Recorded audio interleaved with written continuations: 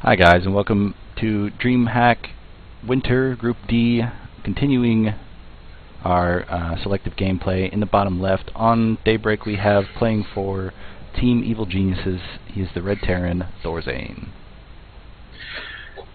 And spawning across the map from him, you see the Blue Zerg player from Team Liquid. This is Rhett. Alright, TheSTC, Spoon Terran. Although he's been recently trying to get away from that moniker, he has been getting pretty aggressive in the mid-game. You only want to be known as a spoon for so long. Alright. What do you think are we going to see out of this game? It is Daybreak. It's a huge map, very friendly to all races. That's why it's been here forever. What I think we're going to see out of Rhett is drones, because that's what Rhett does.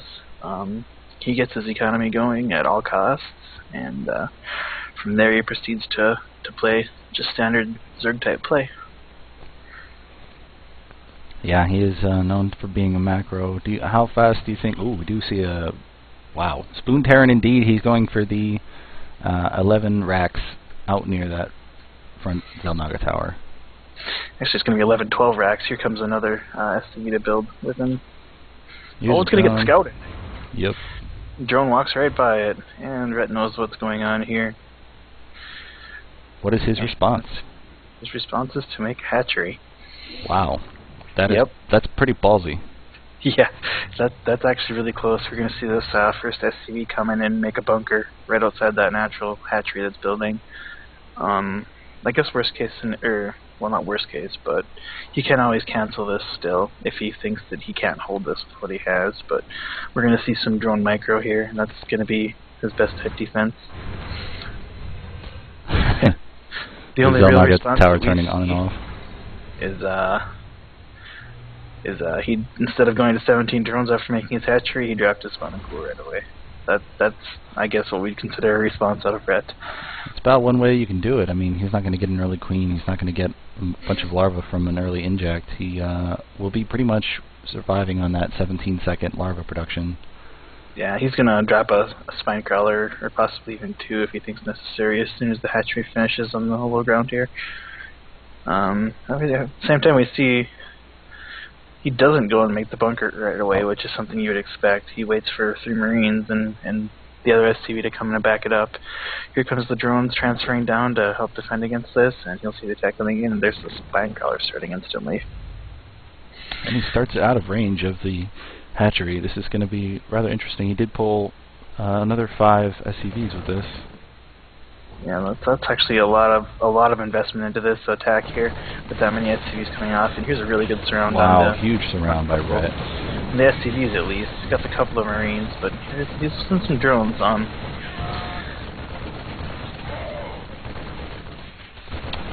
Well, we have a pretty even workers killed on both sides. Right now, Rhett is in the lead by 2, and well, he forced the cancel in the bunker. Now he just has to deal with these Marines, and having that spine crawler there, it's going to be relatively easy. You're positioning it forward a little bit to get just a better spread across defense.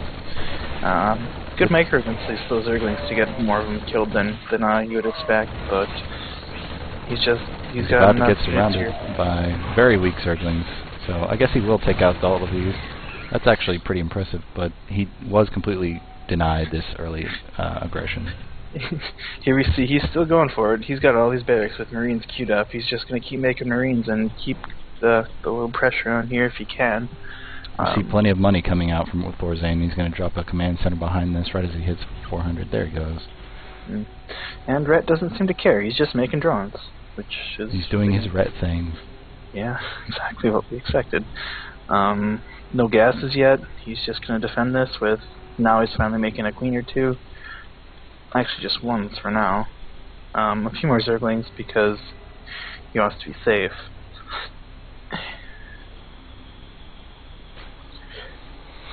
Really curious as to what is going to happen right now. I don't see any gas coming down for either player, and TheSTC was at a bit of a supply block until he just finished a supply depot.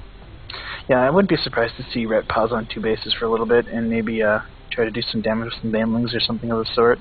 He knows that he's going to be heavily investing into Marines as far as defense goes, so it wouldn't be a terrible idea to go out and do that.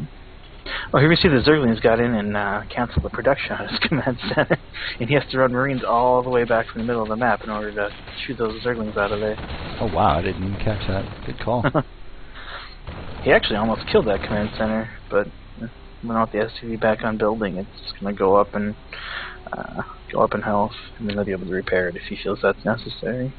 We see another big batch of SCVs coming out to do what I'm assuming is another bunker rush, but these Zerglings are going to take the long way around again and probably catch these SCVs in the middle if he loops back around, but I think they're just going to bypass each other.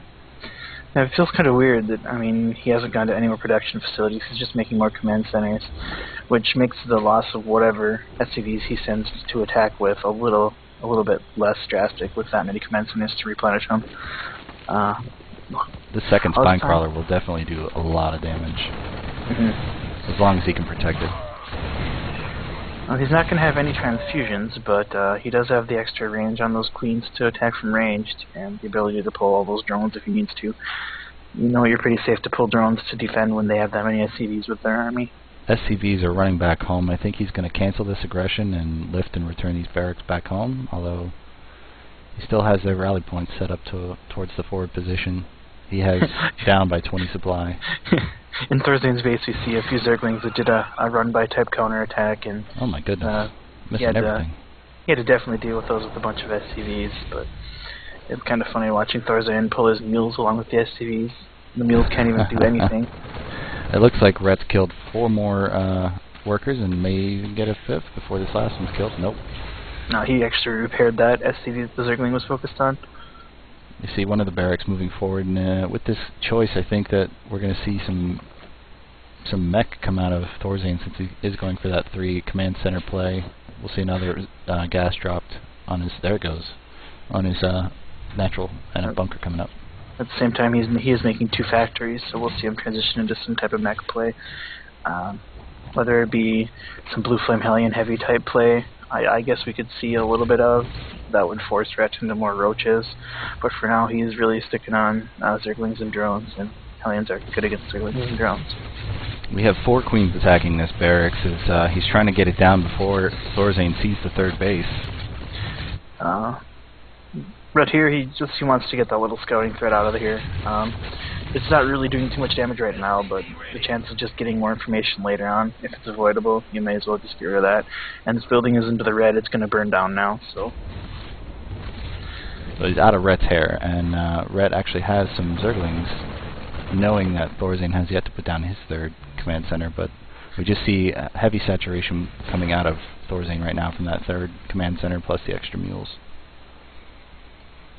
And a roach warren coming up from Liquid Rhett, as well as 4 full gas mining, and I think he's going to go for... What do you think? Do you think upgrades, or do you think infestors? I think Rhett's style tends more towards upgrades than the infestors that we see more out of the Korean players. Although I do see a Spire coming down, and that also isn't too surprising out of him. He's one of the weak sticks to the Mutalisk type play. I actually enjoy every Mutalisk game. And then we have a 4th command center coming down to Thorzain. Yeah, I wouldn't be too surprised to see Abandoning Nest come in here along with this.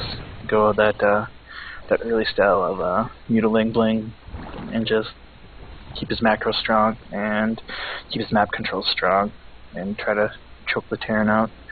Maybe keep his army whittled down if he can with Mutalisks and whatnot. We do see Blue Flame coming out of Thorzain, as well as 1-1 Melee and Carapace coming out of Liquid Red. He has finally put down gases 5 and 6. I really do think he is going for that mutaplay that you mentioned.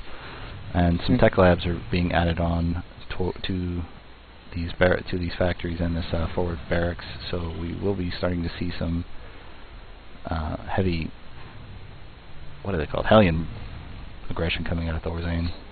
Yeah, Thorzain is getting a starport finally, and we'll see him probably use this to make medevacs to do drops. I don't think there's anything else that he really needs to worry about with that starport. We see the Thor coming out, so that's going to meet up in time to help defend against the Mutalisks before they get out, as well as the engineering bays. Another engineering bay. No, I guess that's the only one. Super numerous creeps coming out of Rhett right now and trying to push away, and he does have a 4th base dropping, and these Hellions will probably see it very soon and mayhaps even cancel it. One thing I like out of what Thorzane is doing here is he's double armory just to upgrade his ground, his mech units so fast. You don't see this enough out of mech players, getting those fast upgrades. They want to get their units out to be able to deal with any type of early pressure. We see 10 Mutalisks on the map right now, and a Blaming Last D coming in, as well as Pneumatized Carapace and Ventral Sacks. Oh, are we going to see some drop play? I think once he takes air control with these Mutalisks, I think it's a very good possibility. Here you see Thorzane scrambling to get missile turrets up. There's already one in the mineral lines, and here we see Mutalisks just running away from the Thor. We don't have Flying Carapace, which would really help against these Mutalisks, and but we do see gases 5 and 6 coming down for Thorzane. They aren't fully saturated, neither is his third base, and now these Hellions are probably going to get picked off. Just landed that orbital over there. Yeah, the Hellions do a good job against the Zerglings, but all of those SCVs just save themselves. I think this orbital command might actually get set to the burning, but all these SCVs coming forward will probably heal it. He only has a few Marines here, but once that Thor gets into range, it's really gonna deter those, and he flies away at the first sight of a Viking even, so he's gonna save that third base. Just the repair here. Only 10 Mutalisks on the map, and it doesn't look like he's doing any more. I think he's anticipated the Thor and gone into heavy roach production, but we don't see +1 missile attack finished yet. It is on the way, though. He's making a bunch of roaches and his infestation pit. I think he might put some infestors in here to try to lock down the Hellions so they don't cause so much trouble. That'll be help him defend, as well as possibly some burrowed infestor play, dropping some infested Terrans in the mineral lines. I'm a big fan of the +2 armory, as you mentioned before. He's already got 2/2 on the way for his Hellions, Thors, and tanks. And the 5th base is... Oh, I thought he was about to put down a 5th base for Liquid Red, but he has yet to do that yet. Oh, and that is just loading up a drop with roaches here and some Zerglings. He's going to drop right into the main. He's got some empty overlords there to help buffer the damage from the missile turrets. Here you see him even Mike Brimstone into the way. And wow, this is big drop. This drop should do a lot of damage, but I guess we'll see how much they can get done before all of them units get into position to deal with it. We have 23 workers killed overall for Ret. That's about 14 so far in this attack. And gets the start work. That'll stop any more Viking or medevac type drop play.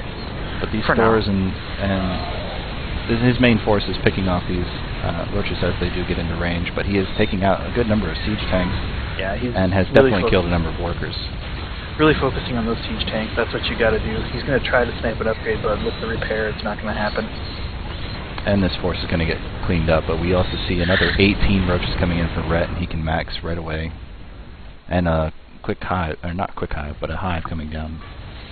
Yeah, he's really got out ahead in supply between the kills on workers and just keeping the army count down. Thorzane, he's sticking to these really high value army units, the Thors and the siege tanks.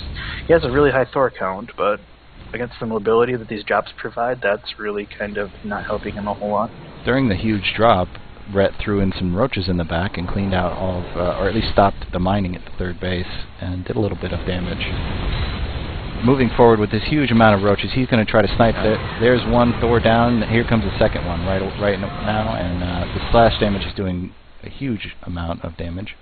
And E.G. Thorzane just taps out. Good game, well played on his part. We're going to roll right into Game 2 of Dreamhack Winter Group D between E.G. Thorzane and Liquid Red. Coming up soon. Cheers.